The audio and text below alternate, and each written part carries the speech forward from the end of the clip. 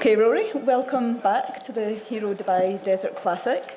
I think just before we get into the usual press conference shenanigans, we want to congratulate you because you have been voted Players Player of the Year for 2024. Thank you. Picking up the Seve Ballesteros Award. And we'd just like to welcome Javier to come in and present it to you.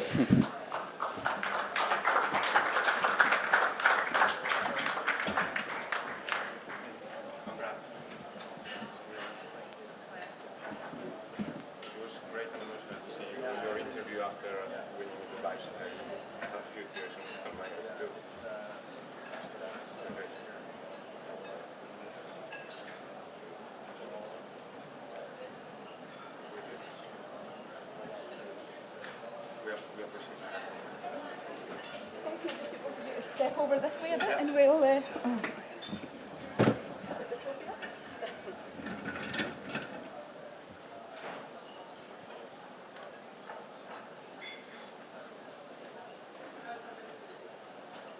That's good. Perfect. Thanks again. Thank you so much. Thank you very much. Thank Great to you see so much, you. Harry. Thank you. Thank you. And thanks for your note afterwards too. Yeah, Thanks a lot. Thank you. fantastic. Thank you.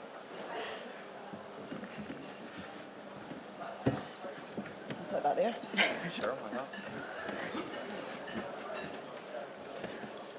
Well, let's talk Hero Dubai Desert Classic, and the event that started off your year that led to this award was right here when you won at the start of the season. Just talk to us about how much you love this event because you've won it quite a few times. Yeah, it's always been nice to start my year in Dubai. It's something that I've done most of my professional career. There was a couple of times where, obviously when Abu Dhabi was at the start of the season, and this was usually the second event, but you know, the last couple of years to come here to Dubai, open the season, have success. Obviously, you know, it's really nice to get off to a strong start to the season, and I've been able to do that the last couple of years, and obviously that's the plan again this year. Sounds good. Okay, we'll open up to questions. I think Swami's going to get us started. Rory, here.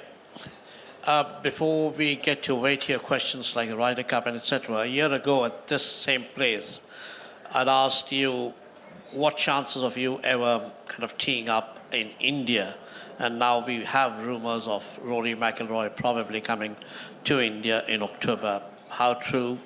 How much possible? And anything else? Yeah, look, I sat here last year and said that the Indian market is a very important market for golf. You look at what's happening next week with the International Series. You've got Bryson and, you know, a lot of those guys going over to play. India is a country I've always wanted to visit. I've never been there before. Obviously, I know that there's discussions ongoing about an event that may be played later in the year. But I know that they're at a delicate stage, so I don't want to put the cart before the horse and say anything that I shouldn't. But, you know, obviously, I'm hopeful that things go the right way and that I have, you know, maybe an opportunity to be there. But I think to say anything else at this point would be a little premature. But certainly, you know, would obviously love to go to India one day and play there, and whether that's this year or sometime down the line. But it's certainly something that I want to do. Thanks. All right, we'll go to Ben here on the right, and then we're to Jamie. Hi, Rory. You spoke, I think you played 27 events last year, and you spoke about trying to cut that down for this year. I wondered, have you sort of worked out in your head what that might look like, and will that be as many tour events over here on this tour as well? Yeah, I think I'll play like 12 total for the year. Yeah, I'll probably play, including the Ryder Cup, something like 22. Okay. I'd say my DP World Tour schedule will be pretty similar to what it was last year. Obviously, we don't have the extra event here in Dubai this year. But I'd imagine that my schedule sort of after the summer will look very, very much the same. So, yeah, if anything, I'll play a similar schedule here and just, you know, shave off some events over in the States. And we'll go to Jamie. Hi, Rory. Not sure if you realise, but if you win again this week, that'd be, obviously you know it'll be 3 in a row, a hat trick, but that hasn't happened many times on the European Tour on the regular events. I think Faldo at in the Irish Open in '93 or something was the last. Oh, really? Yeah, Tiger did it loads of times in the WGCs, but Yeah. that's Tiger. Just what would that mean to you? It would. I think, I talked about it at the end of last year, and obviously winning the Seve Ballesteros Award. I think to be able to put my name up alongside the European greats of golf, Seve, Faldo, Langer, Woozy, Lyle, like all these guys, it's amazing. And I don't go out there. That's not my goal. My goal is to go out and try to get the best out of myself and play as good as I can. And thankfully, that's ended up in winning a few tournaments here and there. And but my mindset's never been to, if I do this, I'll equal him, or if I do that, I want to win tournaments, and it's really cool on Sunday nights to sit there with a glass of wine and look at all the names that are on the trophy and think, my name's alongside them. That's very cool. So to Rick next on the right. Hi, Rory. John Rahm was in here yesterday and he said, we're in a golden era for golf with endless possibilities. I just wondered what you take on that characterisation. Is it something you'd agree with, or where would you sit? Very rose-tinted glasses, if you ask me. Look, I think I think what I would say is, with everything that's happened in the game over the past 2 or 3 years, I think what I maybe could envision is the domination of the American side of things might come back a little bit, in terms of not that the game's never been global, but sort of trying to build on the opportunities globally. So I think we are in a good position to try to grow that part of it. And there's amazing players, right? There's amazing players that play in all different tours and parts of the world and everything, which is great. But at the same time, it's become too fractured and too disjointed. So I would share his optimism if the game wasn't as disjointed and as fractured as it was, and maybe we'll get to that point sometime in the near future, and if we do, then I would say I would share that optimism. We'll go to Bernie on the left. Rose, hi. Listen, just firstly, I've been involved in a few of these in the past, but congratulations from all the members of the Golf Writers Association in this room for winning yet another Golfer of the Year award. Thank you. Look forward to picking it up in Portrush. Yeah, for sure. When you talk about going down a path that you're not certain about at this stage, or it's going to happen, can I be bold enough to ask you a certain similar sort of question? And what was your reaction when your fellow Hollywood Golf Club member talk of him maybe joining the rival LIV League? Yeah, I've known Tom since he was, 10 years old, 11 years old. And as soon as he got the offer, he rang me. I had just landed in New Zealand. We had a really good conversation, and I talked to him multiple times over the course of December to sort of get a feel for, what he was thinking, and obviously basically what he was going to do. And all I could do is give my perspective. I really like Tom as a person, as a player. I think he's got a ton of potential. Look, I said to him, if I were in your shoes, I would make a different choice than the one you're thinking of making. I think, working so hard to get your tour card in the States, that's something that he really did to achieve that goal last year, was a big achievement.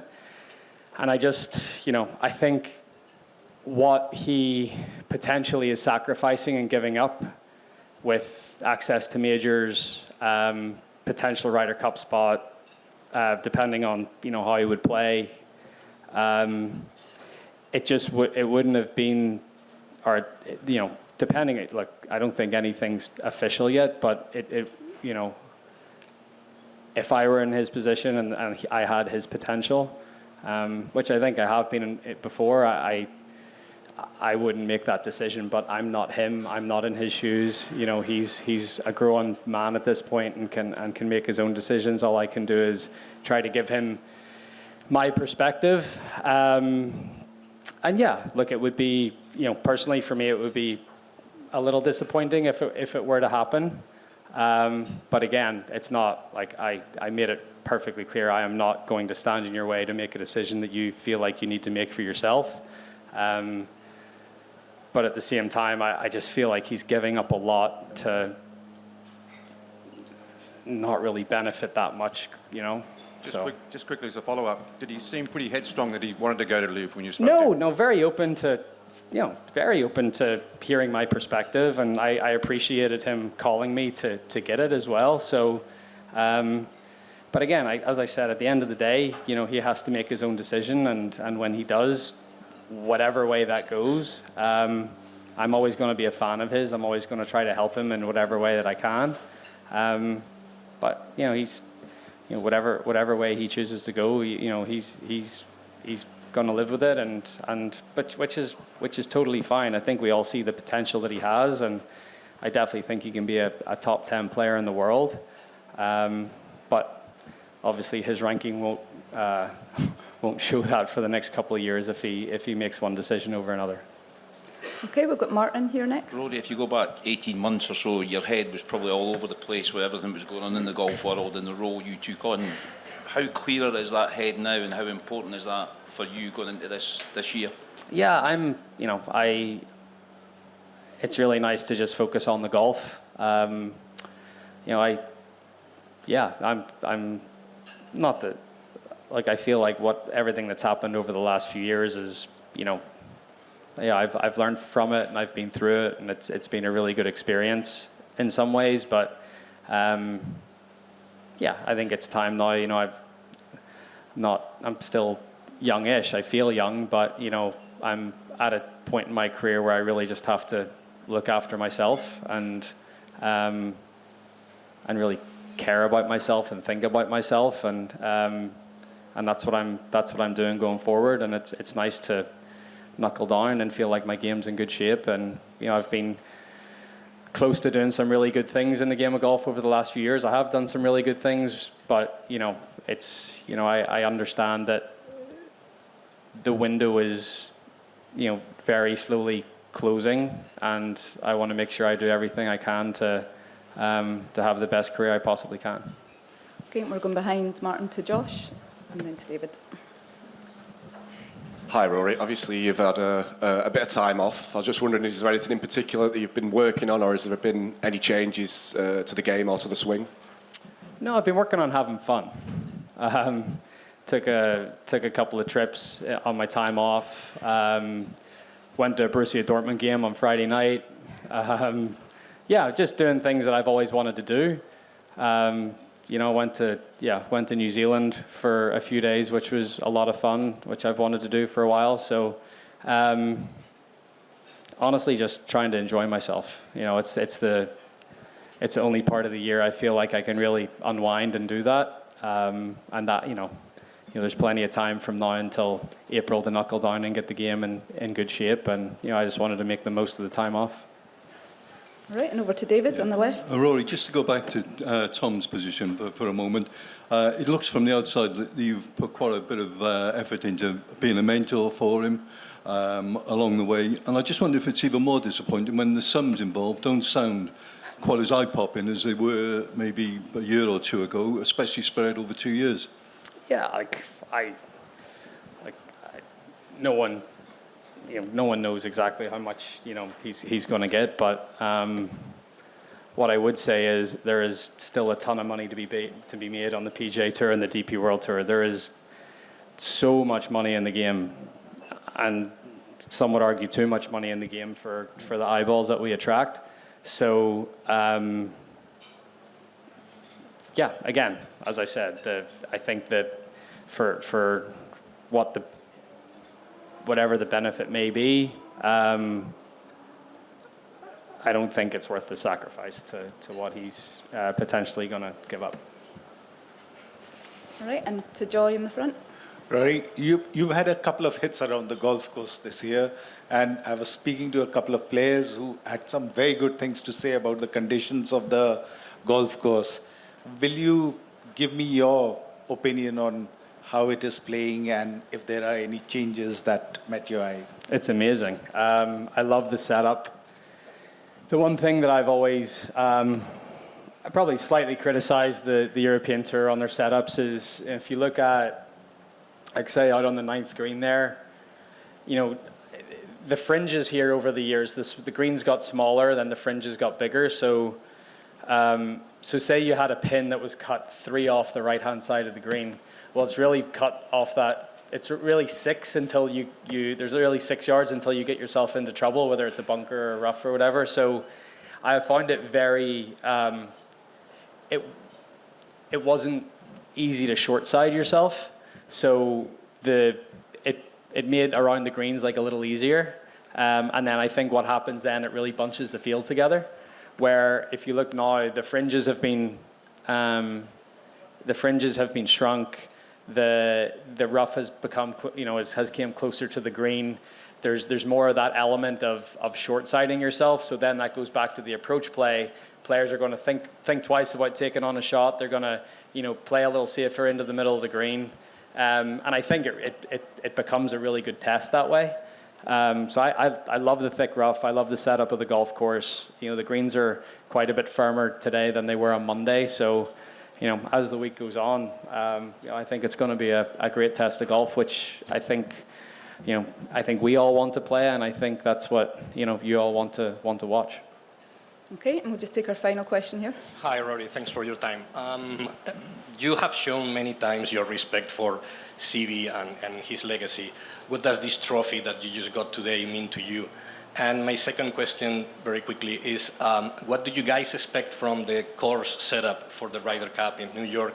And also, how do you plan to manage the pressure received from the crowd? Yeah. I would say that the Seve Ballesteros Award is special as well because it's voted on by your peers. They're the ones that have been out there on the course with you week in, week out, playing the same golf courses, competing.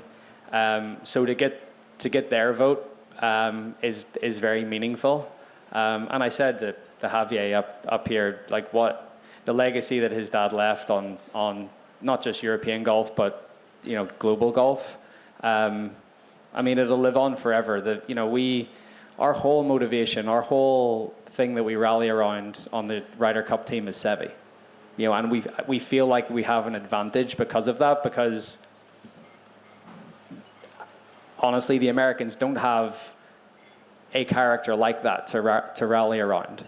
So I think we're very lucky that we've got Seve to do that with. And then to the setup at Bethpage, I would imagine it would be similar to the 2 Parkland setups that we've seen that I've seen before when we've played an away Ryder Cup. So Medina in 2012 and Hazeltine in 2016, where they'll cut the rough down. It seems their players are arguably a little longer than us, so they're going to try to take advantage of that length. And then looking at the stats, a lot of these things, the reason we set the course up in Rome the way we did is because we knew they were slightly better wedge players than us. So we made some of those par 4s that you would hit wedges into drivable. So we made them go for it. And that's the great thing about the Ryder Cup. You can do that when you have that home course advantage. So they're going to set it up to their strengths, and then it's up to us to try to beat them at what they're strong at, alongside dealing with the crowd and dealing with all of that's going to bring its own pressure. So it's going to be an incredibly difficult task. I think one of my, from here for the rest of my career, one of my career goals going forward is to try to win another away Ryder Cup. I think that would be, I've experienced it once and it was absolutely amazing. And I would love to experience it once again. And it's getting harder and harder to do. So, we've got we've got a great opportunity this year, and I think the guys that played the Team Cup last week really enjoyed some of the things that Luke was talking about, and yeah, we're already trying to get prepared and get ready for the last week in September. Okay, thank you, Rory. Thank you, everyone. Thank you. To watch another DP World Tour video, click here, and to subscribe, click here.